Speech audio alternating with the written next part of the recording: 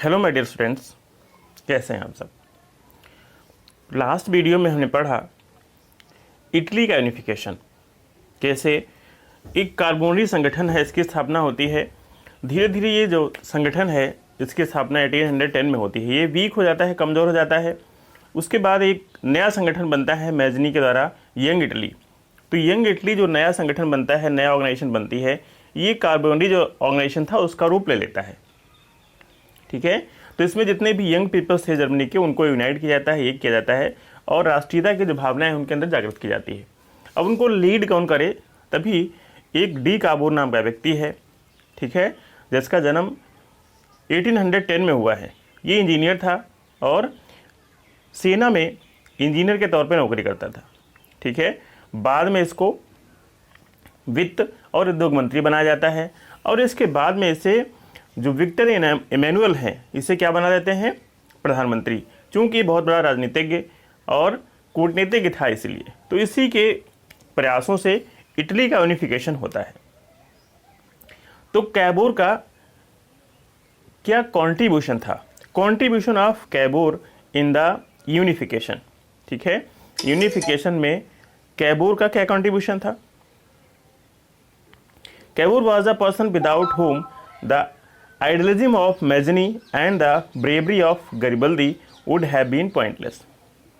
काबूर वह व्यक्ति था जिसके बिना, without whom the idealism of Mazzini, Mazzini का जो आदर्शवाद था और गरिबल्दी की जो वीरता थी, बहादुरी थी, तो कैबूर के बिना ये निरर्थक था। would have been पॉइंटलेस, इसका कोई भी यूज नहीं था। ही बिलीव्ड, वो विश्वास करता था या मानता था, कौन, Cavour, only Piedmont Sardinia is capable for the unification of Italy. जो पिडामेंट सर्देनिया है ये इटली का एकीकरण में समर्थ है। ठीक है, पिडोमेंट सर्देनिया इटली का एकीकरण करने में कैपेबल है, समर्थ है। Austria is the biggest obstacle in unification, और जो ऑस्ट्रिया था वो यूनिफिकेशन में सबसे बड़ी बाधा था। Austria can not be rooted out without foreign assistance, और ऑस्ट्रिया को बिना विदेशी सहायता के उसको आप बाहर नहीं कर सकते थे। ठीक है, Austria can not be rooted out without foreign assistance, बिना विदेशी सहायता के। कैबोर बिलीव्ड इन रियलिस्टिक, प्लेंटिफ एंड प्रैक्टिकल पॉलिटिक्स। जो कैबोर था वो यथार्थवादी, रियलिस्टिक एंड व्यवहारिक, ठीक है, राजनीति में विश्वास करता था। तो जो कैबोर था वो किस में विश्वास करता था, रियलिस्टिक, जो वास्तविक, और प्लेंटिफ और जो प्रैक्टिकल पॉलिटिक्स है उसमें विश्वास रखता था। He wanted to internationalise the issue of Italy. पीछे भी पढ़ा आपने कि वो चाहता था कि जो इटली के एकीकरण का मुद्दा है इसको इंटरनेशनलाइज किया जाए, अंतर्राष्ट्रीय स्तर, जो अंतर्राष्ट्रीय स्तर है उसका मुद्दा बनाया जाए। In order to attain active help and sympathy of foreign powers, जिससे जो विदेशी ताकतें हैं, विदेशी पावर हैं, उनकी सहानुभूति इसको मिल सके। अगर वो इटली के इस मुद्दे को, एकीकरण के मुद्दे को विदेश स्तर पर ले जाएगा, अंतर्राष्ट्रीय स्तर पर ले जाएगा, तो विदेशों से भी उसको कुछ सहानुभूति मिल जाएगी, कुछ सहायता मिल जाएगी। ठीक है, there were only 2 powerful nations in Europe, और उस समय यूरोप में 2 पावरफुल नेशन हुआ करते थे। 2 powerful nation in Europe at that time, कौन कौन से, फ्रांस एंड इंग्लैंड। जिस समय कैबोर कोशिश कर रहा है किसको यूनाइट करने की, इटली को, जो कई सारे छोटे छोटे टुकड़ों में बटा हुआ है, तो उनको अगर यूनाइट करना है तो उसको विदेशों, फॉरेन की सहायता चाहिए, मीन्स दूसरे देशों की सहायता भी चाहिए। और उस समय जो पावरफुल नेशन हुआ करते थे वो 2 थे, कौन कौन से, France and England.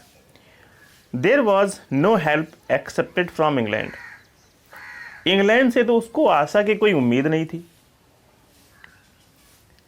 Because it had adopt the policy of non interference in European nation. Germany में भी यही था, इंग्लैंड ने हस्तक्षेप नहीं करने की नीति अपना रखी थी। वो किसी दूसरे देश के मामले में हस्तक्षेप नहीं करेगा, नॉन इंटरफेरेंस। तो उससे तो कोई मदद की उम्मीद ही नहीं थी। The French emperor had a sympathetic attitude. जो फ्रांस का शासक था, ठीक है, तो उसकी थोड़ी सहानुभूति थी इटली के एकीकरण में, towards Italy on the issue of unification. ठीक है, इटली के एकीकरण के मुद्दे पे फ्रांस का जो शासक था उसको थोड़ी सहानुभूति थी। Hence Cavour wanted to proceed in this direction. तो इसीलिए जो कैबूर था वो इसी दिशा में बढ़ना चाहता था। Okay, Cavour achieved the sympathy and friendship by sending military assistance in Crimea. क्योंकि कैबूर उसको लगता था कि फ्रांस का जो शासक है वो हमारी सहायता करेगा, तो वो इसी ओर कदम बढ़ाना चाहता था। तो कैबूर ने क्रीमिया की मदद के लिए सेना भेजी, ठीक है, और उससे सहानुभूति की मित्रता प्राप्त कर ली। ठीक है, क्रीमिया की मदद के लिए Cavour got the benefit of this friendship in Paris conference. Cavour को पेरिस कॉन्फ्रेंस में इस दोस्ती का फायदा भी मिला, जो पेरिस में सम्मेलन हुआ 1856 एडी में। ठीक है, तो उसमें कैबूर को इस दोस्ती का बेनिफिट मिला, फायदा मिला। Despite the opposition of Austria, Austria के विरोध के बाद भी the state of सर्दिनिया was invited in Paris conference. सर्दिनिया राज्य को जो पेरिस सम्मेलन हुआ उसमें आमंत्रित किया गया। ऑस्ट्रिया नहीं चाहता था कि इसमें सर्दिनिया को बुलाया जाए, लेकिन ऑस्ट्रिया के विरोध के बावजूद सर्दिनिया राज्य को इस सभा में, इस कॉन्फ्रेंस में, सम्मेलन में बुलाया गया। In this conference कैबर held Austria responsible for the unfortunate condition of Italy. और इस सम्मेलन में इटली की जो दशा है, इटली की जो कंडीशन है, इसका जिम्मेदार ऑस्ट्रिया को ठहराया। जो पेरिस में कॉन्फ्रेंस हुआ, सम्मेलन हुआ 1856 में, तो इसमें ऑस्ट्रिया नहीं चाहता था कि सर्दिनिया भाग ले, इसमें आए, लेकिन बावजूद उसके सर्दिनिया को उसमें इनविटेशन मिलता है और सर्दिनिया आता है। और इटली की जो कंडीशन है, दुर्दशा है, उसके लिए वो ऑस्ट्रिया को जिम्मेदार ठहराता है। कौन? Cavour. Cavour gained an moral victory on the question of Italy in Paris conference. जो पेरिस में सम्मेलन हुआ उसमें कैबूर को इटली के मुद्दे पर एक मोरल विक्ट्री प्राप्त होती है, नैतिक विजय। उसने पेरिस के कॉन्फ्रेंस में इटली के मुद्दे पे, क्वेश्चन ऑफ इटली, इटली के प्रश्न पे नैतिक विजय प्राप्त कर ली। Assistant of Napoleon and attainment of Lombardy. Napoleon का सहयोग, असिस्टेंस, नेपोलियन की सहायता, एंड अटेनमेंट ऑफ लंबोर्डी, और लंबोर्डी की प्राप्ति। Emperor Napoleon third state for a month near the border of सर्दिनिया for enjoying vacation. जो सम्राट नेपोलियन तृतीय था, ये लगभग 1 महीने की छुट्टियों पे था, 1 महीने की छुट्टियों को एंजॉय कर रहा था। और ये था कहाँ? सर्दिनिया की सीमा के पास। अपनी 1 महीने की छुट्टियों को एंजॉय कर रहा था सर्दिनिया की सीमा के पास, विदाउट एनी फॉर्मल इन्विटेशन, बिना किसी औपचारिक निमंत्रण के। कैबूर रीच्ड प्लम्बरीज। कैबूर कहाँ पहुँच जाता है? प्लम्बियर्स पहुँच जाता है, बिना किसी निमंत्रण के, बिना किसी बुलावे के। A pact was signed as a result of the meeting of Cavour and Napoleon. Cavour और नेपोलियन की जब भेंट होती है तो एक समझौता होता है। इस समझौते में हुआ क्या, कौन कौन से निर्णय लिए गए? In which following decision were taken? France would provide a military assistance of 2 lakh soldier in case of war between Austria and Sardinia. इस समझौते में तय हुआ कि ऑस्ट्रिया और सर्दिनिया का जो युद्ध होगा, तो ऐसा युद्ध होने पर वो 2 लाख सैनिकों की सहायता देगा। ठीक है,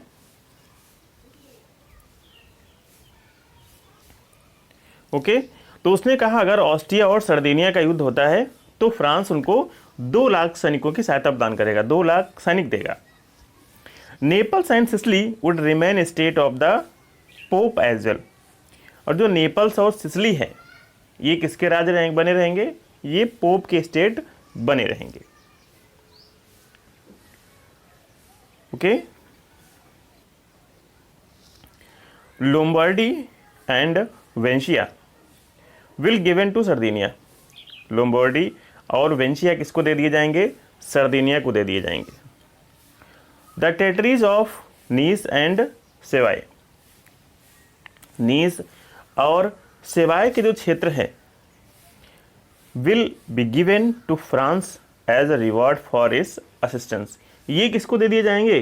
फ्रांस को इनाम के तौर पे। ठीक है, जो फ्रांस सहायता कर रहा है, सहायता देगा, तो इनाम के तौर पे नीस और सेवाय ये फ्रांस को दे दिए जाएंगे। Victor Emmanuel will marry his daughter to prince Jerome Bonaparte. Victor Emmanuel अपनी पुत्री का विवाह प्रिंस जेरोम बोनापोर्ट के साथ कर देगा। ये जो बात हुई कैबूर और नेपोलियन थर्ड के बीच, तो उसमें ये सारी बातें उस समझौते में तय होती हैं। ठीक है, कौन कौन सी बातें? ऑस्ट्रिया और सर्दिनिया के मध्य अगर युद्ध होता है तो फ्रांस 2 लाख सैनिकों की सहायता देगा। नेपल्स और सिसिली जो हैं ये जो पोप हैं उसी के अधीन बने रहेंगे। लोम्बार्डी और वेंशिया ये सर्दिनिया को दे दिए जाएंगे। फ्रांस की सहायता के बदले उसे क्या मिलेगा? नीस और सेवाएं मिलेंगे। और विक्टर इमैनुअल अपनी पुत्री का विवाह प्रिंस जोरम बोनापोर्ट के साथ करेंगे। It was decided in this pact that very soon by abating Austria, war will be initiated, so that Austria may seem aggressive and Sardinia appears to be fighting in self-defense. तो ये समझौते में तय किया गया कि ऑस्ट्रिया को क्या करेंगे? भड़काएंगे। That very soon by abating Austria, जल्दी ही हम क्या करेंगे? ऑस्ट्रिया को भड़काएंगे। वॉर विल बी इनिशिएटेड, तो युद्ध क्या हो जाएगा? शुरू हो जाएगा जल्दी ही। सो दैट ऑस्ट्रिया में सीम एग्रेसिव, तो ऑस्ट्रिया कैसे लड़ेगा? आक्रामक तौर पे। और सर्दिनिया कैसे लड़ेगा? Appears to be fighting in self defence, वो आत्मरक्षा में लड़ेगा, ऐसा फील होगा, ऐसा प्रतीत होगा। ठीक है, तो उसमें तय हुआ कि जल्दी हम उसको उकसाएंगे ऑस्ट्रिया को। ऑस्ट्रिया युद्ध लड़ेगा, जल्दी शुरुआत हो जाएगी। ऑस्ट्रिया आक्रामक होकर लड़ेगा। ठीक है, और सर्दिनिया है जो वो अपनी आत्मरक्षा में लड़ेगा। In order to abet Austria, Austria को भड़काने के लिए, अबेट करने के लिए, Cavour caused revolt in the provinces of Massa and Carrara. ठीक है, काबूर ने ऑस्ट्रिया को भड़काने के लिए क्या किया? मस व कार्टा प्रांतों में विद्रोह करा दिया, वहीं खुद लड़ाई करा दी। Austria reacted in the expected manner, तो जैसी उनको उम्मीद थी, कैबूर जैसा चाहता था, वैसा ही ऑस्ट्रिया ने उनको प्रतिक्रिया दी, रिएक्ट किया। वो चाहता था कि जो ऑस्ट्रिया है वो कूदे इसमें। एज कैबूर बिस्ट, जैसा कैबूर चाहता था वैसा ही ऑस्ट्रिया ने रिएक्ट भी किया, accepted manner. On April 23, 1859, 23 April 1859 AD, Austria gave an ultimatum of 3 days।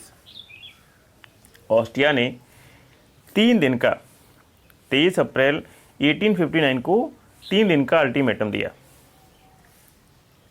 France proclaimed the war in favour of Italy. France ने इटली के पक्ष में युद्ध की घोषणा कर दी। ऑन अप्रैल 29 1859, ठीक है। फ्रांस ने इटली के पक्ष में 29 अप्रैल 1859 को इटली के पक्ष में युद्ध की घोषणा कर दी। Austria was facing constant defeat. जो ऑस्ट्रिया था उसकी लगातार क्या होती जा रही थी, हार होती जा रही थी। But France withdrew itself from the war without asking सर्दिनिया। लेकिन फ्रांस ने सर्दिनिया से बिना पूछे ही अपने आप को इस युद्ध से अलग कर लिया। Withdraw, but France withdrew itself, उसने अपने आप को अलग कर लिया युद्ध से, from the war without asking सर्दिनिया, सर्दिनिया से पूछे बिना ही इस युद्ध से उसने आपको अलग कर लिया।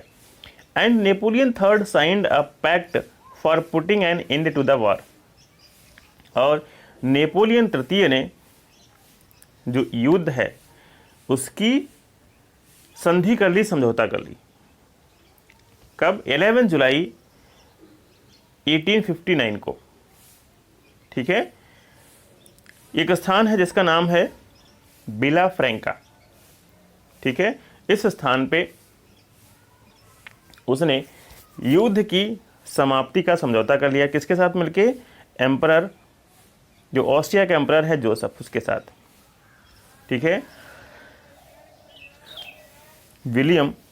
नेपोलियन तृतीय ने 11 जुलाई 1859 को विलेफ्रैंका नामक स्थान पे जो ऑस्ट्रिया का सम्राट है जोसेफ से, उससे मुलाकात की और जो युद्ध है उसके विराम का समझौता कर लिया कि युद्ध जो है अब खत्म होता है।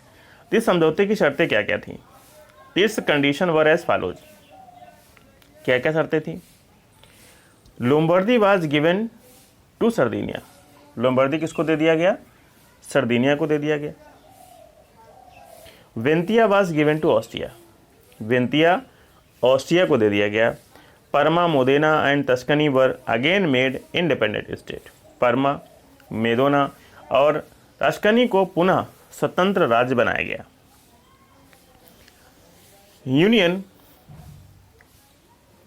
Union of Italian state was made under the pope.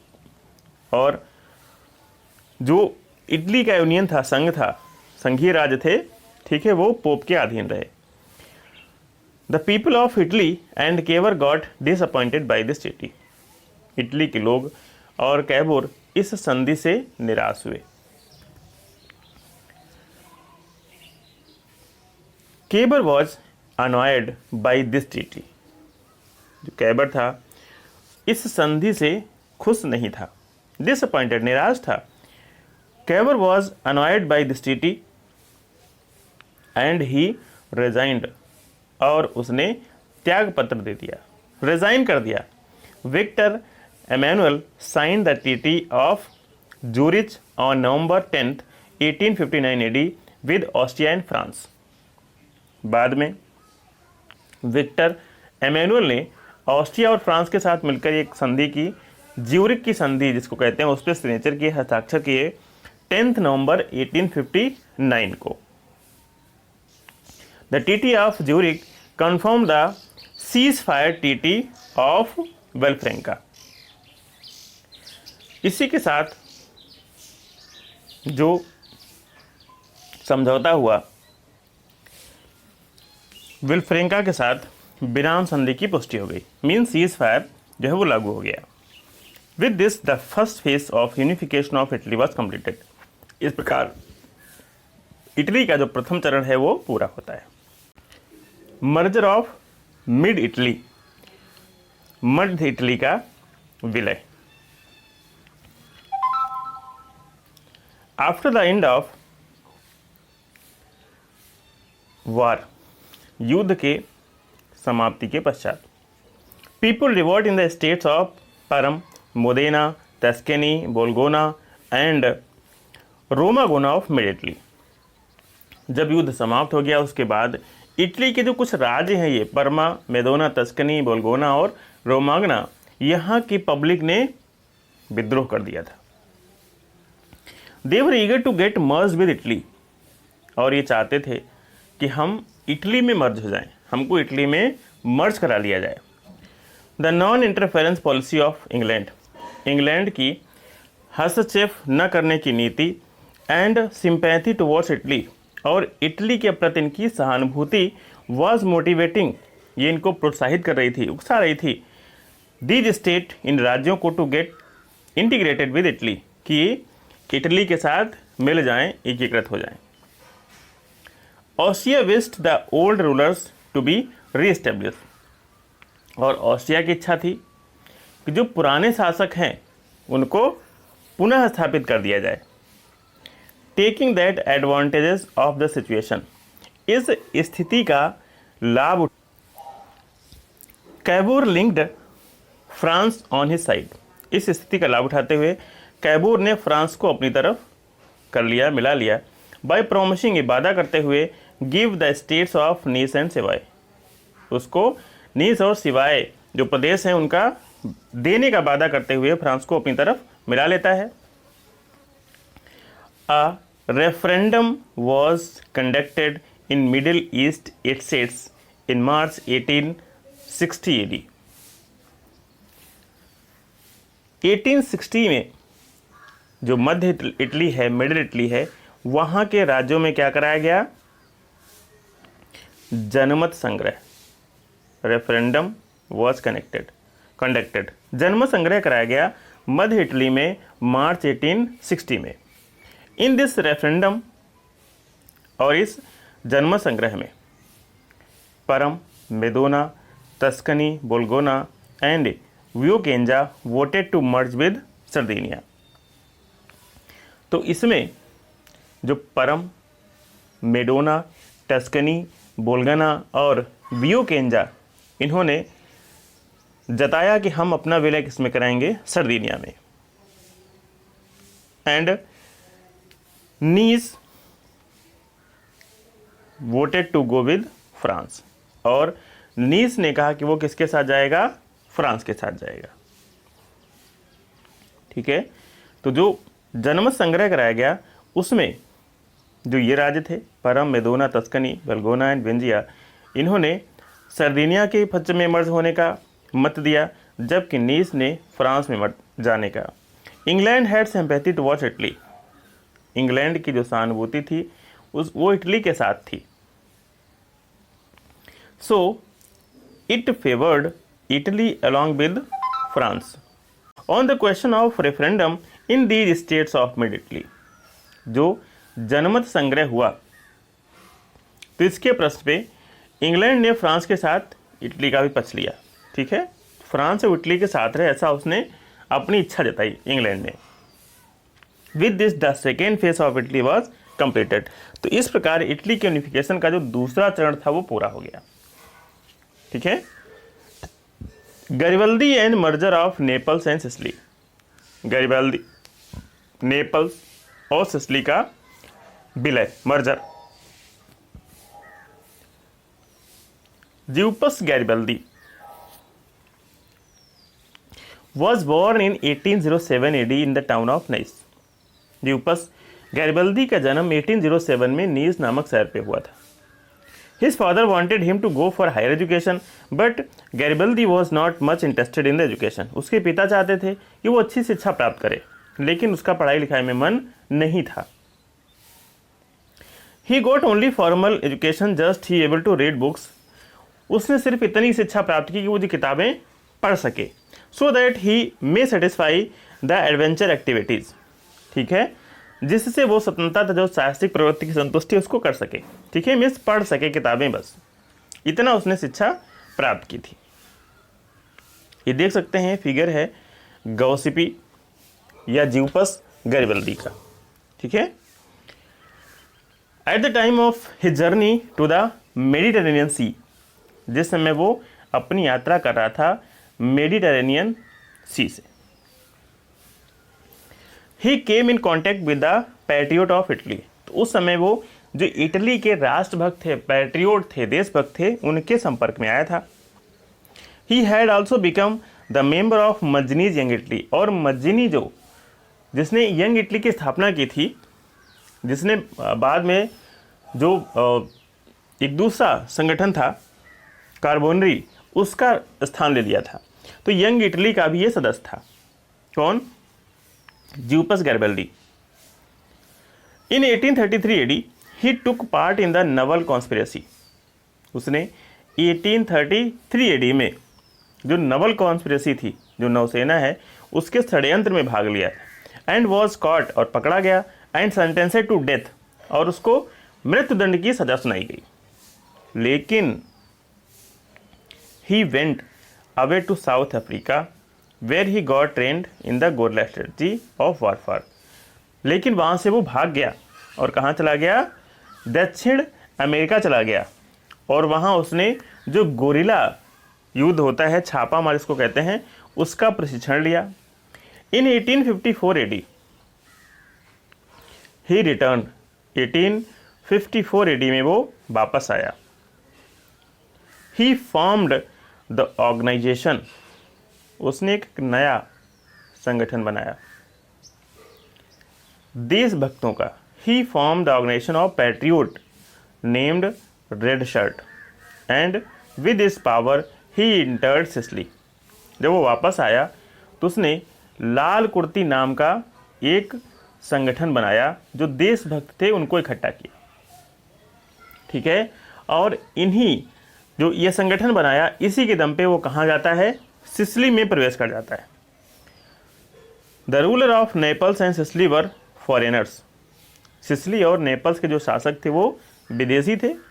And they were not able to rule, और वो शासन करने में भी समर्थ नहीं थे। मजनी, फ्रैंकियल, क्रिस्की and Garibaldi made a plan. Mazzini, फ्रेंसियल, क्रिस्ची और गैरिबल्दी ने प्लान बनाया। किस बात के लिए? Plan to revolt. ठीक है, आंदोलन करने के लिए, विद्रोह करने के लिए उन्होंने एक प्लान बनाया। Garibaldi formed a group of 1000 red shirt volunteers and attacked Sicily on 5 May 1860 AD। Garibaldi ने नियर अबाउट 1000 जो उसने ग्रुप बनाया था, स्वयं सेवक संघ जो देशभक्त थे, उनको लेके जाता है और 5 मई 1860 को सिसिली पे आक्रमण कर देता है। गैरिबल्दी गॉट द विक्ट्री, और इसमें गैरिबल्दी को विजय प्राप्त होती है। And declare himself as a dictator, और अपने आप को तानाशाह घोषित कर लेता है। अधिनायक जिसको कहते हैं, डिक्टेटर घोषित कर लेता है। Victor Emmanuel himself also move forward to Naples, और विक्टर एमेनुअल कहाँ जाते हैं? नेपल्स की ओर जाते हैं। Garibaldi and Victor Emmanuel met a place called Teano. Garibaldi और विक्टर एमेनुअल एक टियानो नामक स्थान पे मिलते हैं। Garibaldi accepted Victor Emmanuel as a ruler of Italy.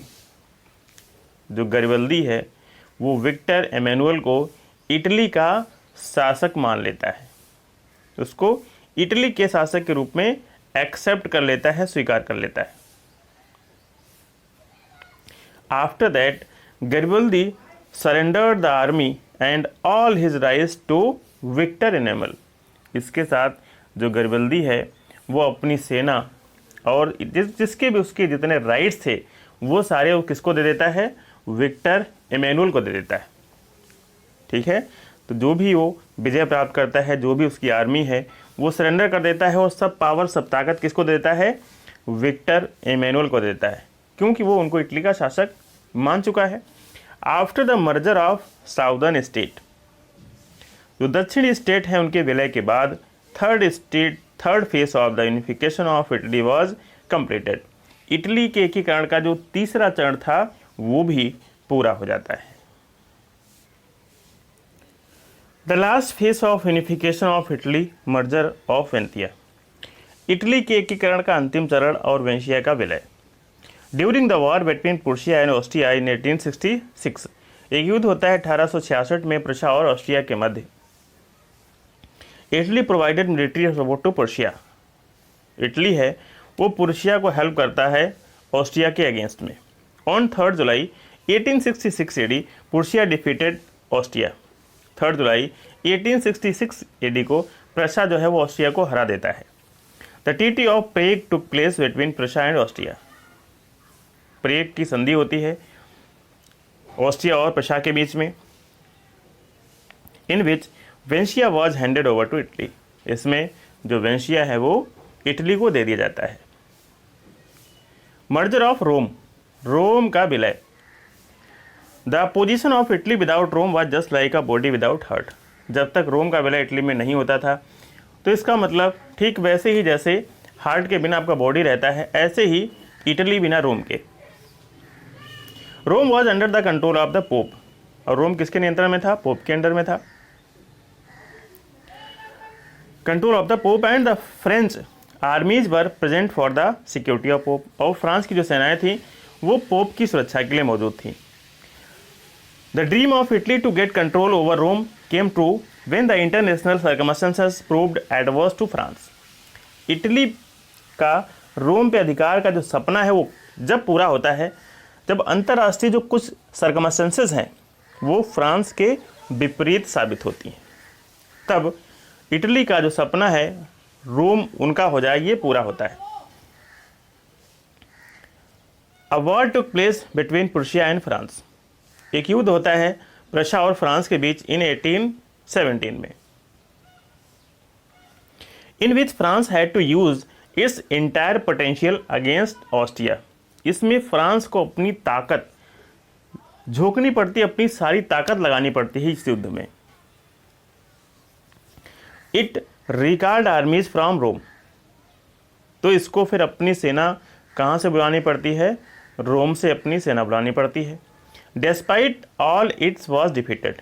इन सब के बावजूद भी वो हार जाता है।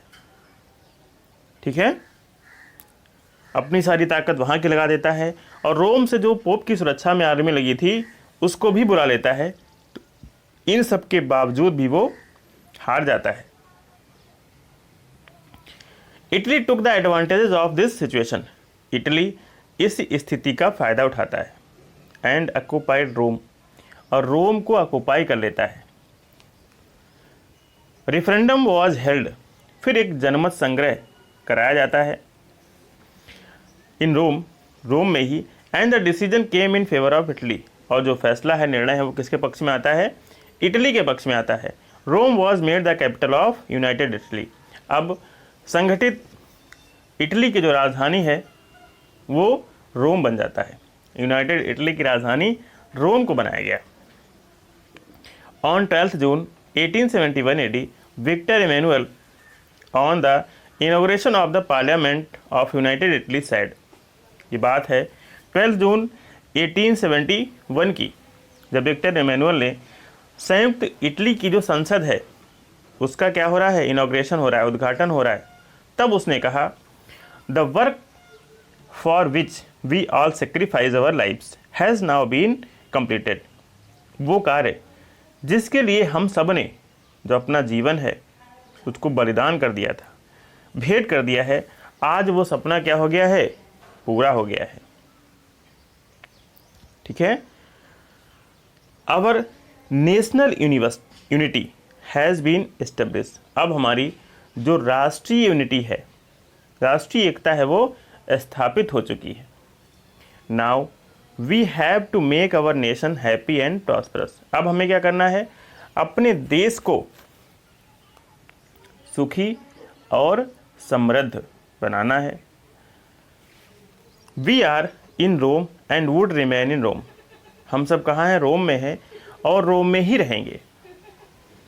With getting Rome, Italy has not remained merely a geographical expression, rather it has become an independent self-rule sovereign country now।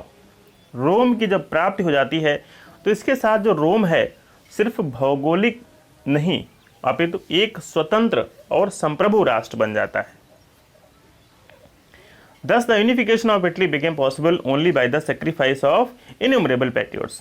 इस प्रकार जैसे हमारे भारत का जो आज़ादी है कह सकते हैं, तो बहुत सारे सैनिकों के बलिदान के तौर पे मिली है, वैसे ही इटली का यूनिफिकेशन भी बहुत सारे देशभक्तों के बलिदान के कारण ही हो पाता है। और इसमें बहुत से व्यक्तियों का कंट्रीब्यूशन था, जैसे कंप्राइजिंग मोरल पावर ऑफ मज्जिनी, मज्जिनी की नैतिक ताकत, स्वॉर्ड ऑफ गरिबल्दी, गरिबल्दी की तलवार, डिप्लोमेसी ऑफ कैबर, कैबोर की रणनीति, and understanding of Victor Emmanuel, और विक्टर इमैनुअल की समझदारी, और बाकी बहुत सारे जो सिटीजन्स हैं उनके बलिदान के तौर पे इटली का एकीकरण संभव हो पाता है।